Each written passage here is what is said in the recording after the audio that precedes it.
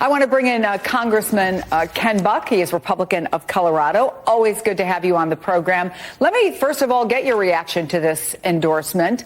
Look, we said it was a stunning reversal. I don't think that it's an enormous surprise what Mitch McConnell decided, but what do you make of it? Well, first of all, I think that Donald Trump has insulted so many people that Mitch McConnell doesn't necessarily take it personally when Donald Trump insults his wife. But I do think that Mitch McConnell is a team player. He's a loyal Republican, and he saw his duty, he saw his job as supporting the candidate in this situation. You're one of many who have said there's no room for compromise in Congress anymore. Just yesterday, Kyrsten Sinema cited that as a reason to bow out. Let me pose a question for everyone who has said, I can't get much done, I'm going to not run again. Could you be jumping the gun? What if Trump isn't reelected? Who's going to be left from the middle? And even if Donald Trump isn't president, is your argument that MAGA retains its outsized influence?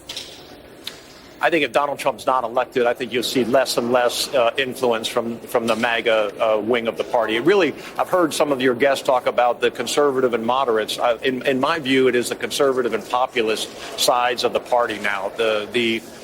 What was a conservative years ago would support the Ukrainians in the war with Russia. A conservative years ago would make many of the state law arguments that aren't being made right now. So I think the spectrum is a little bit different, but I do think that the MAGA forces will, over time, wane, and you'll see somebody else step up that starts to lead the party, and that person, that group, is going to have outsized influence, because there's going to be a vacuum if Donald Trump doesn't win.